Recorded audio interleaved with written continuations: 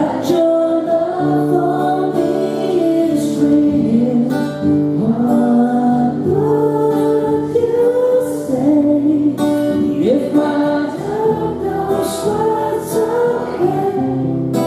Then you couldn't make things new just by saying I love.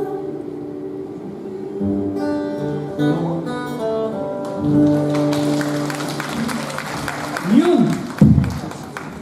Not everyone says, I love you. Talagang, they are being meant that word. You keep telling me, I love you, but I'm looking for more than words.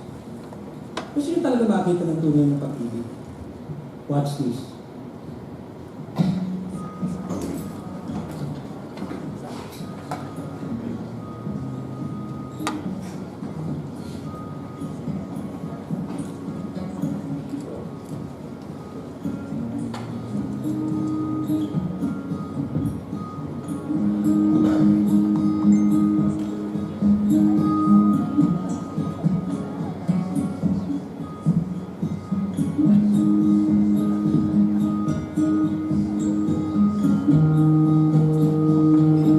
That's the best cup of tea I ever had in my life.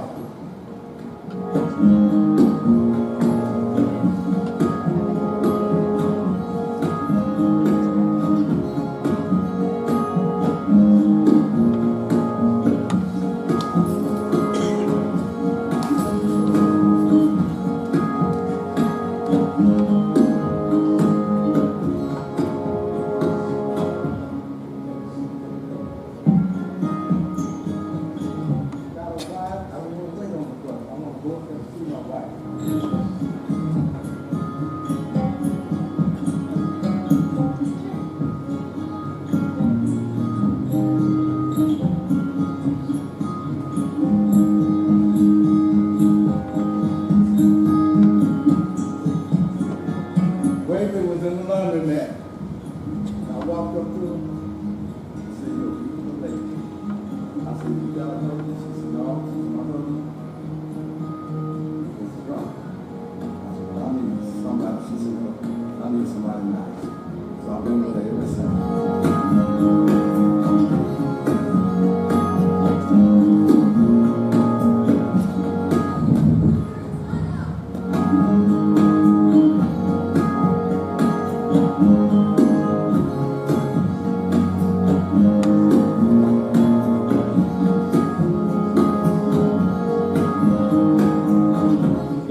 That's my wife. My best friend.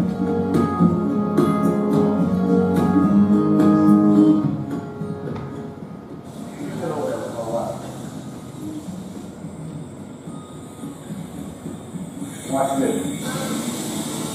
Baby, give me a kiss. Give me a kiss. Give me a kiss.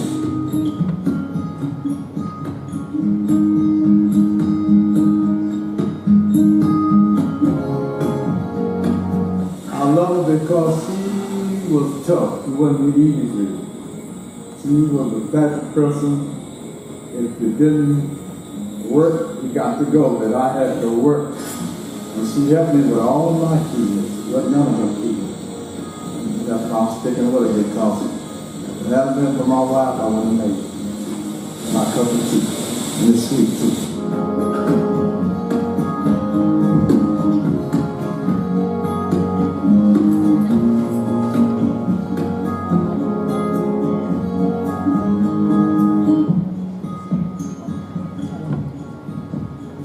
Siguro, kaya pangarap natin na ganyan din tayo someday, no? Pero alam nyo, napakahirap niya. But, meron tayong sticky statement that I want you to read right now. 1, 2, 3. Even problems in relationship do come, remember, legit love will overcome. Alam mo, there are 3 issues that we need to address today. Kasi ito ay nag-share sa ang aming mentor, speaker, one time sa aming organization, that he shared something about love. Sabi nito, we cannot have love without truth, because love without truth is hypocrisy. Tandaan nyo, ewan ko kung narinig nyo uli sa akin to, Tandaan nyo, in a relationship, dapat triangle relationship yan, parate. Okay? There is God in the equation of a relationship. Kasi if you will take away God, that's impossible na magawa natin yung... Kasi rare case ito eh. Kung walang Diyos yan, rare case yan. Yung aabutin kayo hanggang mga 50, 70 years of being together. Yung nga lang nagsama ng 4 na taon pa lang, medyo iba na yung tingin nila eh, di ba? Especially pag lumitaw na yung mga weaknesses. Tandaan nyo walang perfect relationship. There is no perfect relationship. If you are looking for perfect relationship, kukunin na kayo ni Lord. Okay? Kasi nasa langit yan. Okay? Lahat tayo ay hindi perfect. Love without truth is sentimentality. It supports and affirms us but keeps us in denial about our flaws. Of course, kasi tayo minsan, dahil ayaw natin makasakit, ayaw natin sabihin kung ano talaga yung weakness ng isa. Or minsan hindi natin siya matanggap. Okay? So sa relationship, habang nabibuild dyan, if you are practicing a legit love, true love, natatanggap mo yung taong kahit na may kahinaan. Okay? Kasi ang problema sa atin, kapag wala kang relation sa Diyos, nababawasan ang humanity mo eh. Kapag nabawasan yung humanity mo, ang tingin mo sa tao, object na lang. So, you base your love through feelings. Kapag hindi mo na nararamdaman na hindi mo na siya mahal, ayaw mo na. Kaya if we are talagang conducting marriage, alam niyo sinasabi namin that divorce and separation is not an option. It's not an option. Kung talagang gusto mo yan, papakasalan mo yan, dapat dyan may commitment ka. Diba? You cannot have love without commitment. Kaya nga sa vows, sa marriage vows, hindi mo, ewan ko siguro baka tinuruan lang kami noon that hindi ito yung tamang tanong na itatanong mo sa spouse mo. Kasi sasagot mo, I don't. Ang tawag lang dyan parang dahil nandiyan ka na, nasa harapan ka na, sabihin mo, yes, I do. Okay? Statement of fact. Ito talaga ang commitment. Ganitong question ang magandang tanong. Will you, diba? Will you, spouse, take your spouse as your lawfully wedded? Siyempre, ang sasagot mo, yes, I will. Hanggang kamatayan na yan. Hanggang mamatayan kayo. Kasi ngayon, hindi lang ito yung debt, do as part, hindi. Yung isang debt, yung nag-iwalay tayo dahil sa utang. Diba? Yung debt do as part. Ganun yun, ano? So, yan ang problema natin. So, love is a commitment, sabi Dr. Peter, Tanchi, love is a commitment towards imperfect people to seek their highest good, not sentimentalism. Kasi minsan mahal mo lang dahil parang maganda siya, siyempre iba din ang itsura niyan. Diba? Yung mata niyang maganda, lumalalim din. Yung lips niya na parang pulang-pula, nagiging violet na. Kasi diba, yung ang-inis niyang katawan, talaga nalalaglag din niya. Kasi hindi mo kaya kontrolin ang gravity. Kahit ano pang ipahid mo sa mukha mo, tandaan mo yan, babaksak din yan. Nakita niyo si Gloria Romero, wala na. Diba? Talagang paupos din tayo. That's the reality. Kaya if our love is based on physical appearance, tandaan nyo magdi-disappoint kayo. Kaya kung titingin ka na rin, okay, wala namang problema. Kung gusto mo talaga na maganda o gwapo, pero tignan mo muna yung puso. Kasi kapag ang requirements ng isang nanliligaw o isang tao, beauty, tandaan nyo, kawawa kayo. Tapos kasi kapag may mas maganda pa at gwapo sa inyo, papalitan kayo. Tandaan nyo yan, ha? Okay? So, eto. Are you familiar with this word? Agod na ako. Agod na ako. Mukhang tangi. Pagod na ako. Mas nagtuto pa rin mo. Mga pangako sa akin. Pagod na ako pagtanggol ka sa kanila. Pagod na ako sabihin, okay na ako. Pagod na ako may mapag-iwanan. Pagod na akong bitbitin ka. At pagod na akong umasa na pag-gising ko. Bumalik na ang ikaw, minamahal ko. Sa pelikulang House of Us. Amen. But not necessarily.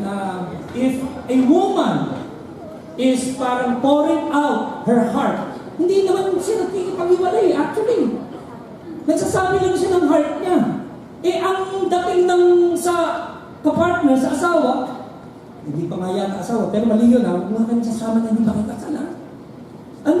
Iniwan siya, napagod din. Hindi kanya ng commitment. Kapag kanya na nangyayari, sa relationship, ang commitment, kapag talagang ang relationship ay nasa binit na ng kamatayan. talagang makakapit pa rin kayo. Okay po? Yan ang commitment.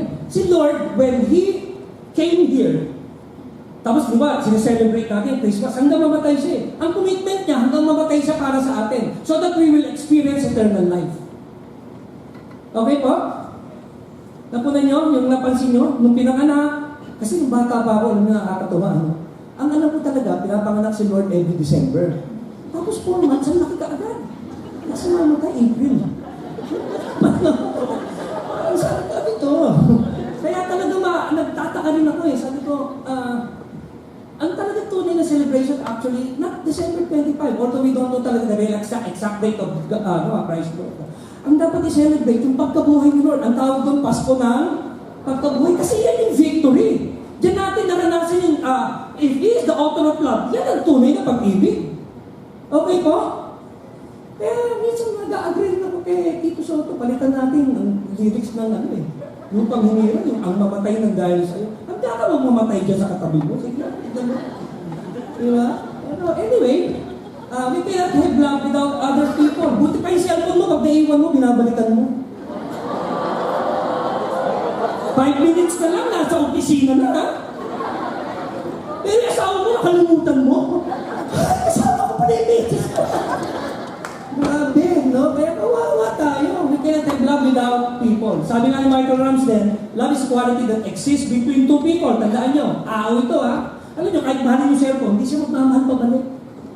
Walang buhay yan. So the relationship between a person and an object is one of consumption to satisfy need and pleasure. Totoo ito. But a relationship between two people is for what? Connection. Kaya ang hirap talaga yung mga nagpapaalam, naghihiwalay na magtitiis sa ibang bansa para lang tayo yung masenso. Nakakatakot yung ganyang relationship. Ako, nung umalis lang ako, 3 months ako I went to Europe, hindi ko nakasama, sabi ko hindi ko nagagawin, umalis ako. Ayoko talaga. Ang hirap, nakakatakot. Tandaan nyo, 2 weeks lang mawala yung aking delikado. Kaya dapat matindi ang pananampalataya niyan, okay? Kasi kayo mga babae, okay lang, walang intimate relationship, okay lang sa inyo. Basta meron kayo pang shopping. Okay lang, mamili kayo, okay lang. Ano kayo? Ganun yun ang weakness ninyo. Yung weakness is not on opposite sex. It's, kaya pagka kami namimili ng asawa ko, yung first time sinamahan ko para malaman yung mahal ko siya. Sinamahan ko, nakakagod ako. Kasi sa nabibili namin lahat, may parang yung station of the cross. Tingin tayo dito, ganyan. Tapos parang may nagustuhan, mananalangin ka na lang eh. Ipuin mo yan, mahal yan. Hanggang sa, may nakita na. Sabi, okay. Babalikan ko yan. Ba't ang pinalikan namin, wala na. Kaya ngayon, meron na kami, nagko-compromise na kami. Anong oras na matatapos? Yan ang pagmamahal ka. Tatamay na ako. Kasi talaga napakahirap. Tsaka nape-pressure din siya eh. Matagal pa ba yan? Sandali na lang. Nakaka-3 hours na kami. Ang hirap. Pero yan ang pagmamahal. Kasi hindi naman kayo binil para maging selfish kayo at kung makuha mo lang kung anong gusto mo para sa kanya. Okay ba? Andiyan pa kayo? Kaya ngayon, talagang we invited a couple who's very, very busy. Napaka-busy nito couple to. But they gave us a time to share yung how God orchestrated yung meeting up nila. Very opposite individual. Okay? Dito, matututo tayo dito. Are you ready? Yes. Okay, so may I call Brian and Binky Tan. Palakpakan natin.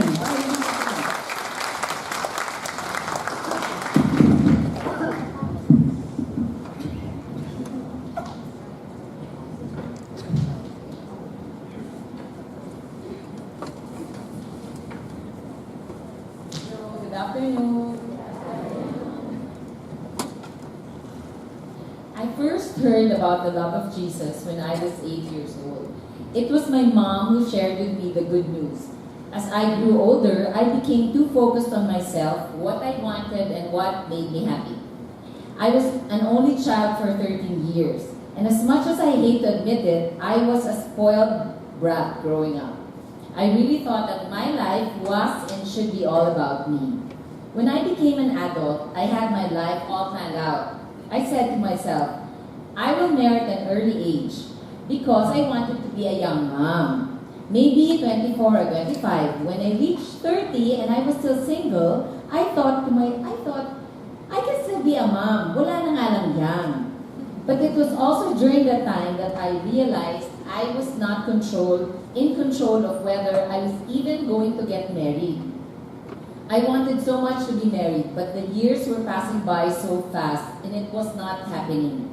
I remember telling the Lord, Lord, pag umabot ako ng 35 and single pa ako, kunin mo na lang ako. Hindi ko kaya, Lord. But my 40th birthday came and I was still single. As if it was not enough, my brother, who was, take note, 13 years younger than me, got married ahead of me. Imagine, nasa high school na ako, wala pa siya. It was like adding insult to injury. I was born to Filipino-Chinese parents. I am the youngest of 2 boys. I was very shy and quiet during my growing up years. I attended Jesuit schools where I was taught about God and Jesus Christ. I always thought that studying well, praying daily, being a good person, and attending Sunday Mass regularly were the ways to heaven. I had loving parents, a wonderful brother, studied in good schools, and lived a comfortable life. In school, studying and playing basketball became my priorities. I was part of the varsity team for 6 years. This is proof that I love the sport so very much. However, it was difficult for me to meet new friends outside of my basketball group because of my reserved personality. I guess the Lord had other plans for me. As I was going through life as a single woman, slowly the Lord made me realize that He was all I would ever need. And He alone can give me the joy and peace that I was longing for. Because no one could love me the way Jesus loves me when He gave up His life on the cross 2,000 years ago. It was not about finding a husband or a lifetime partner. It was about having a relationship with Jesus that really matters in this life, where I will find true security. Because of my newfound peace and security in Jesus, my joyful waiting began. I am not saying that I didn't get lonely. I would, especially during Christmas at saka birthday ko. However, while the feeling of loneliness was so real and unpleasant, this same feeling reminded me that Jesus knew how I felt and that He alone holds the future in His hands. I may not know what will happen tomorrow, but I know who controls it, and my comfort is that the one controlling it loves me very much. So I decided to keep myself busy, not only with work or ministry, but with every opportunity that God brings my way in building relationships. Because I believe every friendship is God's way of telling us we will never be alone in this world. There were times I decided to be there for a friend, and then these were also the times that I found comfort for myself. It was all good until several deaths in the family made me think of how fragile life can be. My father passed away suddenly at the age of 49 due to a heart attack. Because of this, I had to grow up immediately and take on bigger responsibilities. After a few years and when things were beginning to be okay, my mother was diagnosed with stage 4 breast cancer. It came as a shock since my mother was healthy all her life. After 4 years of fighting cancer, she eventually passed away. It was sad and depressing losing both parents. But what can I do? Life had to continue. Eventually, missing them became part of my daily routine. I focused on managing our family business and forgot about my personal desires. But the truth is, I was lonely and missing something in my life. As the days passed by, loneliness became so real. I hoped to meet someone, but how? My friends would introduce me to their girlfriends in the hopes that I would find someone that I liked. I went out with several, but I felt no one made a connection with me since I was very quiet. Then tragedy struck my family when my papa passed away 1 month after being diagnosed with pancreatic cancer. God used this tragedy to remove my desire to look for a lifetime partner. I was devastated because I'm very close to my dad. So instead of looking for Mr. Right, I realized that if God really wanted me to get married, I needed to pursue a deeper and more intimate relationship with Jesus so that I would be the right wife for Mr. Right. My desire to get married took a back seat, and I spent my time and energy in growing my relationship with Jesus and leading a discipleship group of single women. In the year 2012, I became sick with a mysterious illness that made me feel fatigue every day. No amount of sleep or rest made me feel better. Trips to several doctors did not help me at all. This illness went on for the next 2 years. I was tired and losing hope. I lost 40 pounds in 6 months. I thought I was dying. I was alone and did not know where to go. I remember in my desperation, I called out to God. I prayed to God and told Him that if it is my time, He should take me already. I told Him that I am leaving it all up to Him, Thy will be done. For some reason, I felt better, like something heavy was taken off my shoulders. Little did I know that this was just the beginning. I could not explain it, but I just felt that God was saying He will take care of me. The years had passed by so quickly. I was in the midst of this when I met Brian. Through a blind date, he was accidentally set up by a friend of an office mate who was presenting insurance. When she found out I was single, she was shocked. Dalawang bagay lang yan eh. 1, bakit ka single, may tsura ka naman? Or 2, ha? Single ka pa, tanda mo na. Our first date was a group date, followed by another date after 2 weeks. Just the two of us this time. The third date was after 4 invitations from Brian because I would always give him an excuse that I was busy. Kasi hindi ko siya type. On our third date, I invited him to attend CCF. And he never stopped attending every Sunday, even if I was out of town. I was intrigued with Pinky because of her outgoing personality. We were complete opposites.